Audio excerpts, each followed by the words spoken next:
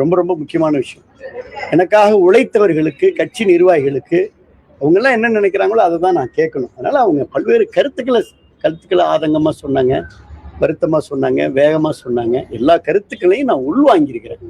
இந்த கருத்துக்களை கேட்பது என்னுடைய கடமை. அந்த கருத்துக்களை உள்வாங்கியிருக்கிறேன், செவிமடுத்திருக்கிறேன், பொறுமையா கேட்டிருக்கிறேன். அவங்கள பொறுமையா இருக்க சொல்லியிருக்கிறேன். அவங்க வேகமா இருக்கிறாங்க. இதுதான் காலையில நடந்தது. இல்ல அவங்க நிறைய பேர் கருத்து சொன்னாங்க. இல்ல அதாவது யூகங்களுக்கு பதில் இல்லை. அவங்க நிறைய கருத்துக்களை சொன்னாங்க. ரொம்ப முக்கியமா உங்களுக்கு தெரியும், இப்ப கிட்டத்தட்ட எனக்கு 51 வயது ஆகிறது.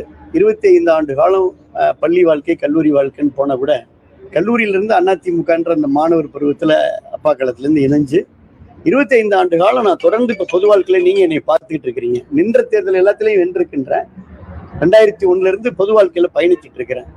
தொய்வு இல்லாம கொரோனா காலத்துல என் உயிரை துச்சமான மதித்து இந்த தமிழக மக்களுக்காக நான் பணியாற்றுக்கிறேன். உங்களுக்கு தெரியும், நம்பிக்கை. இப்ப புதுக்கோட்டைனா மருத்துவக் கல்லூரியில இருந்து காவிரி குண்டாறு போல திட்டங்களை கொடுத்துக்கிறோம். அதனால இப்பவும் என்னுடைய எண்ணம் மக்களுக்கு பணியாற்றணும் அப்படின்றதுதான் என்னுடைய எண்ணம். மக்களுக்கு எனக்கு முன்னாடி அந்த மக்கள் நிக்கிறாங்க. அந்த மக்களுடைய நம்பிக்கை, அவங்க என்ன முடிவோ அதான் என் முடிவு.